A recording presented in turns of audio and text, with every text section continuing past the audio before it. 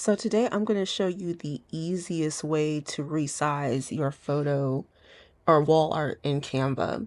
So I am resizing mine down. If you can look, I'm doing a 2:3 ratio, and I'm going to size it all the way down to a 4:6 because I'm actually going to print this out later, and I only have 4:6 picture paper right now.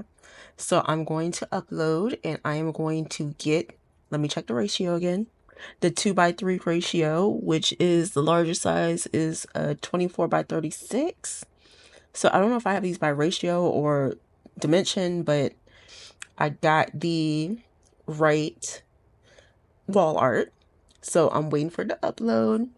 And then all I'm going to do, this is going to be so easy, watch. I'm going to take it, drag it over, bam, it's 4:6. And you can always go in and you can set it as a background just to make sure it's set, and you can go and you can check and it's going to be set because it's the right ratio for a 4:6. And yeah, that's me just checking the crop, making sure it's right. And I'm going to name this before I save it so I know what my file is. Always name your files and name them specifically so you know what you're looking at. Don't have a whole bunch of untitled files in your file thing like me.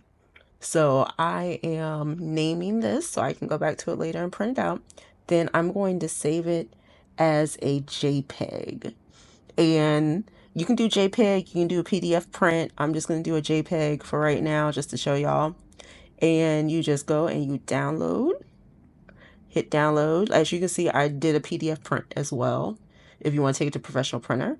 But you go and you open it and voila, there is your print. And you can go to your computer, print it out, take it to a FedEx or your local print shop and get it printed out. And yeah, that is how you do it. Super easy, takes no time at all. It took me what, less than 5 minutes? This is like a 2-minute video. So if you're not following me, go ahead and follow me everywhere, and I will see you in the next video. Love you. Bye.